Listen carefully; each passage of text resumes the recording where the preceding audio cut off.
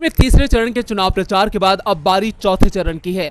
चौथे चरण में 9 जिलों की 59 सीटों पर मतदान होगा। चौथे चरण में मतदान उस जगह होना है जहां बीजेपी को सबसे ज्यादा डर लग रहा है। जी हां, हम बात कर रहे हैं लखीमपुर खीरी की। लखीमपुर खीरी वही जगह है जहां पिछले साल 3 अक्टूबर को केंद्रीय गृह राज्य मंत्री अजय मिश्र टेनी के बेटे ने किसानों को अपनी जीप से कुचल दिया था।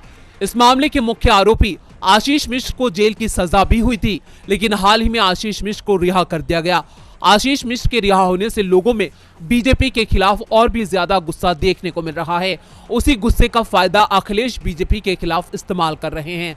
अखिलेश यादव ने लखीमपुर खीरी से बीजेपी को खरी खरी सुनाई।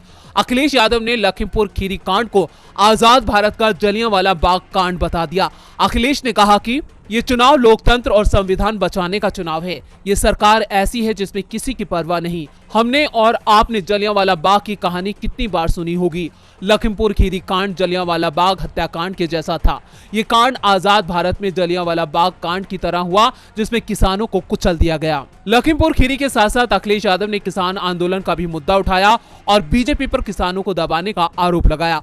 अखिलेश ने कहा कि न सिर्फ लखीमपुर में किसानों की जान गई, बल्कि दिल्ली में भी किसानों को दबाने के लिए बुलडोजर चलाए गए। उनके ठिकानों पर छापे मारे गए और किसान कहीं निकलते थे तो बैरिकेडिंग कर दी जाती थी। बीजेपी ने किसानों को रोकने के लिए रास्ते में नुकीली कीले बिछाई। हम किसानों का अपमान किसी भी कीमत पर बर्दाश्त नहीं करेंगे। इस बार किसान बीजेपी से खासा नाराज है, जिसका फायदा पूरी तरह अखिलेश यादव को मिलता दिख रहा है। अखिलेश यादव ये दावा कर रहे हैं कि इस बार बीजेपी की जमानत जब्त होने वाली है।